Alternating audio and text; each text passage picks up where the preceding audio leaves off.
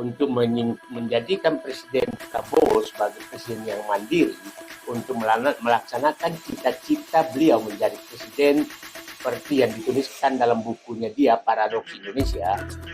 Memang harus melepaskan diri dari geng SOP, karena selama menyatukan tidak bisa melepaskan diri dari geng SOP, maka cita-cita Presiden Prabowo menjadi presiden tidak mungkin bisa terlaksana, karena sangat berbeda antara perjuangan Prabowo untuk mensejahterakan rakyat, untuk mengembalikan ekonomi kepada rakyat, untuk mengembalikan kedaulatan kepada rakyat dengan yang dilakukan oleh Joko Widodo. Nah, sehingga di persimpangan jalan betul-betul Pak Prabowo itu menghadapi persimpangan jalan yang sangat tajam, belokan yang sangat tajam, karena dia harus melepaskan diri dari keberlanjutan rezim Joko Widodo.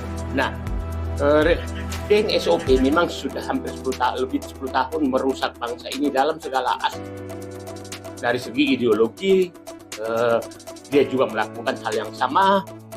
Coba kita bayangkan bahwa di saat sangat anti terhadap ormas-ormas yang berbasis Islam, Joko Widodo mengeluarkan Kepres untuk memberikan pengampunan kepada PKI, pemberontak PKI, bahkan rencana memberikan ganti rugi tapi tidak terlaksana. Nah, dari segi politik, tentu partai politik diakuisisi dan menempatkan orang-orang yang meliput kasus hukum untuk dikendalikan menjadi pendukung kekuasaan dalam segala hal. Dalam hal ekonomi, betul ekonomi itu disedot untuk dikuasai oligarki dan rakyat dibikin menderita.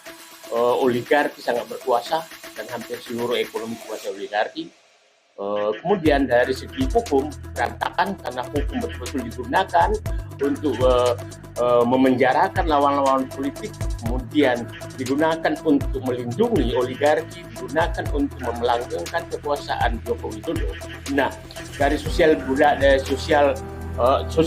itu jelas sekali bahwa rakyat dipecah belah, bentuk fase relawan sampai sekarang masih berantem oleh bagian Joko Widodo. Nah, ini semua yang harus diakhiri oleh Prabowo. Nah, sehingga di awal program Prabowo kita sudah mengingatkan memang bahwa sepertinya Prabowo ini terpenjara oleh Joko Widodo. Tapi dalam analisis saya yang sering terjadi bahwa ini saya bagaikan Prabowo memakan bubur panas yang saya melihat semakin hari semakin agak menjauh dari